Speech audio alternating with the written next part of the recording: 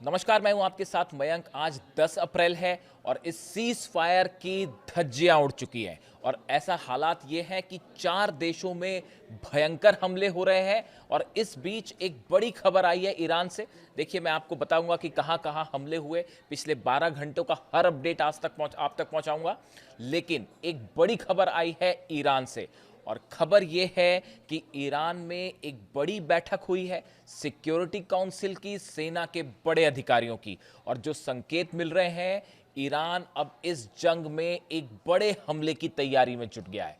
जहां कहां तो एक तरफ बात हो रही थी कि सीज फायर है और जल्द जंग खत्म हो जाएगी, इस तरह की सब बातों को पीछे छोड़ते हुए ईरान ने अपने सभी कमांडर्स को आदेश दे दिया है कि एक लंबी जंग के लिए तैयार रहिए। और इतना ही नहीं, प्लान ये हो चुका है कि अब ईरान की तरफ से ये कह दिया है कि बहुत हुआ, अब एक निर्णायक हमला करेगा ईरान। अब ये हमला क्या होगा, इसको लेकर तरह तरह के कयास लगने लगे हैं कि भाई आखिर ऐसा क्या अटैक करने जा रहा है ईरान। देखिए, इसके साथ एक और बड़ी खबर ये भी है, ईरान ने ये भी कहा था जब ईरान के खार्ग आइलैंड पर हमले हुए थे, अगर आपने नोटिस किया, ईरान की सेना की तरफ से ये बयान आया था कि अब ये हमले जो हैं रीजन के बाहर होंगे।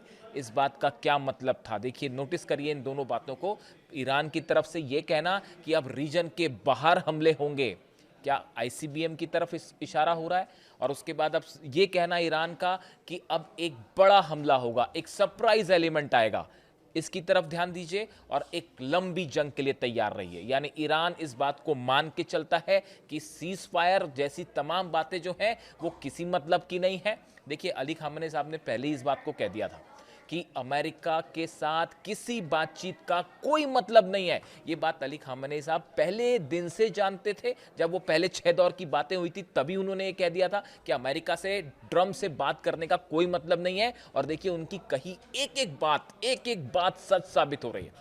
और इसीलिए मैं हमेशा कह रहा हूं, जो अली खामेनी साहब ने कहा उन्हीं के कहने के मुताबिक ही मैं हमेशा ये बात कहता रहा हूं कि अमेरिका से किसी तरह की बातचीत का कभी कोई निर्णय नहीं निकलेगा। और अब इस बीच में जो बड़ी खबर निकल के आई है वो ये, डोनाल्ड ट्रंप को चाहिए ईरान का यूरेनियम। ये बात अब खुद व्हाइट हाउस ने कह दी है। देखिए, ये जंग अब यूरेनियम की है। और दूसरा बड़ा एंगल फंस गया है हॉर्मूज का। ये 2 पॉइंट हैं जिस पर कभी सीज फायर नहीं हो पाएगा और मिसाइल जो है ईरान कभी छोड़ेगा नहीं। ये 3 मुद्दे ऐसे हैं जिस पे ये कोई डील संभव ही नहीं है। देखिए, जो खबरें आ रही हैं पाकिस्तान से, उसके मुताबिक पाकिस्तान में कल बैठक होने जा रही है जिसमें ईरान की तरफ से ईरान के विदेश मंत्री शामिल हो सकते हैं, अब्बास अराक्ची साहब, या फिर ईरान के उप विदेश मंत्री शामिल हो सकते हैं और संसद के अध्यक्ष जो हैं गलीबाफ, वो शामिल हो सकते हैं। जबकि अमेरिका की तरफ से जेडी वेंस यानी कि उपराष्ट्रपति शामिल होंगे, जेरेड कुशनर, स्टीव विटकॉफ शामिल हो सकते हैं। इसके साथ साथ बैठक में पाकिस्तान के प्रधानमंत्री शहबाज शरीफ शामिल होंगे, मिलिट्री चीफ जो हैं आसिम मुनीर वो शामिल होंगे, और इसके साथ साथ पाकिस्तान के एनएसए भी इस बैठक में शामिल होंगे। इसके अलावा पाकिस्तान के विदेश मंत्री इशाक डार भी इस बैठक में शामिल होंगे और ये आमने सामने की बैठक है। देखिए, गौर करने वाली बात यह है कि इसमें ईरान का डेलीगेशन साथ होगा, अमेरिका का डेलीगेशन होगा और साथ में पाकिस्तान के कई बड़े नेता, प्रधानमंत्री खुद इसमें शामिल होने वाले हैं, ये खबर आ रही है। इसके अलावा देखिए, आखिर ईरान इस बातचीत के लिए, ईरान को तैयार करने के लिए अमेरिका की तरफ से ये कहा गया कि हम लेबनान से अलग से बात करेंगे। ईरान ने ये शर्त रख दी थी कि जब तक लेबनान में हमले नहीं रुकेंगे, लेबनान को भी सीज फायर का हिस्सा नहीं बनाया जाएगा, तब तक हम कोई बात नहीं करेंगे। जब ईरान अपनी बात पर अड़ गया, तब उसके बाद बातचीत करने के लिए एक बार फिर ट्रंप को झुकना पड़ा है, अमेरिका को झुकना पड़ा और ईरान को यह विश्वास दिलाया गया कि लेबनान से इजराइल अलग से बात करेगा। डोनाल्ड ट्रंप ने नेतन्याहू को फोन किया और उसके बाद नेतन्याहू की तरफ से बयान आया कि कैबिनेट को यह आदेश दे दिया गया है कि लेबनान से बातचीत की जाए। यानी एक बार फिर अमेरिका ने ईरान की शर्तों को माना है और ईरान के सामने झुका है। ये बहुत बड़ी जीत एक बार फिर ईरान की हुई है। देखिए, पहले हम यूरेनियम की बात कर लें। जो ऑपरेशन पायलट को बचाने के लिए हुआ था वो असल में यूरेनियम की जंग थी। और अब डोनाल्ड ट्रंप, ये जो हमले हो रहे हैं इजराइल की तरफ से लगातार लेबनान में और ईरान में भी हमले हुए हैं, ये हमले सिर्फ इसलिए हो रहे हैं, ये डोनाल्ड ट्रंप के कहने पे, अमेरिका के आदेश के बाद इजराइल ये हमले कर रहा है। और उसकी वजह ये है कि डोनाल्ड ट्रंप खुद नहीं चाहते, अमेरिका खुद नहीं चाहता कि यहां पे सीज फायर हो, बल्कि शायद प्लानिंग ये है कि अमेरिका सीधे हमले ना करे, इजराइल के जरिए जंग को जारी रखा जाए। और जंग को जारी तब तक रखा जाए जब तक यूरेनियम नहीं मिल जाता, क्योंकि 450 किलो जो यूरेनियम है कहां है कोई नहीं जानता। और ईरान के पास यूरेनियम होने का मतलब है अमेरिका के सारी पूरी की पूरी जंग फेल, जितने उद्देश्य थे वो सारे फेल, और उसके बाद न्यूक्लियर बम बनाने से ईरान को कोई नहीं रोक पाएगा। और उसके बाद एक बार अगर एटम बम बन जाता है, उसके बाद डोनाल्ड ट्रंप क्या, कोई भी जो है वो हिम्मत भी नहीं कर पाएगा ईरान पर हमला करने की, और पूरे दुनिया का समीकरण बदल जाएगा। ये बात डोनाल्ड ट्रंप समझते हैं, उनके एडवाइजर समझते हैं। इसीलिए जंग अब यूरेनियम की है, और यूरेनियम जब तक ईरान के पास है तब तक ना सीज फायर होगा, ना जंग थमेगी, ना शांति होगी।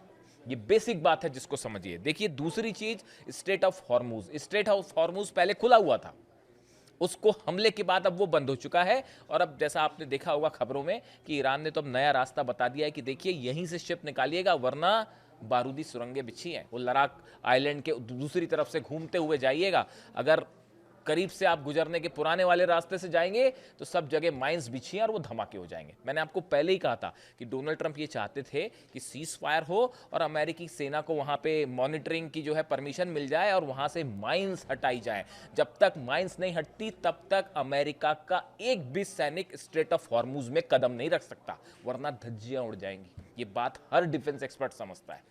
तो अब ये बात यहां पे आके फंस गई है। मैंने इसका जिक्र इसलिए किया क्योंकि ये जो बातचीत वाली बात हो रही है, एक दौर नहीं 1000 दौर की बातचीत हो जाए उसका कभी कोई निर्णय नहीं आएगा, क्योंकि इस सीज फायर की शुरुआत धोखे से करी अमेरिका ने। मन में धोखा है और एक्शन में भी धोखा है। यही बात अली खामेनेई साहब, इसीलिए कहा जाता था कि अली खामेनेई साहब जो है वो अमेरिका और डोनाल्ड ट्रंप की रग रग से वाकिफ है। और आज इसीलिए ईरान की सेना भी उन्हीं के नक्शे कदम पर चल रही है। इसलिए ये जो मीठी मीठी ऊपरी बातें हैं, कभी कुछ कभी कुछ कभी कुछ, इस पे ना ईरान की सेना को विश्वास है, ना ईरान के किसी नागरिक को विश्वास है, और वो एक लंबी जंग के लिए तैयार है। और मैंने आपको जो इशारे में कहा वो समझ जाइए कि ईरान की तरफ से अब एक बड़े हमले की तैयारी है। अब वो कुछ भी हो सकता है, अभी उसके बारे में स्पेकुलेशन करना ठीक नहीं है, लेकिन खतरे में है इजराइल का न्यूक्लियर प्लांट। बस इस बात को समझ जाइए आप। खैर आगे बढ़ते हैं। जेडी वेंस ने कहा है कि स्ट्रेट ऑफ हॉर्मुज में अगर नहीं खोला गया तो सीज फायर खत्म हो जाएगा। तो वो हमारे ईरान पहले से मान के चल रहा है, वो किसी सीज फायर को मान ही नहीं रहा है, वो जो करना है कर लो, वो तैयार है। उसने अपना एजेंडा दे दिया है कि साहब आप अगर इस एजेंडे पे बात करते हैं तब ठीक है, वरना जो करना है करिए। ईरान ने 3 पॉइंट भी गिना दिए। लेबनान पर जो हमले हो रहे हैं, ईरान ने कहा हमारा साथी है हिजबुल्ला और हम अपने साथियों को छोड़ के भागते नहीं हैं।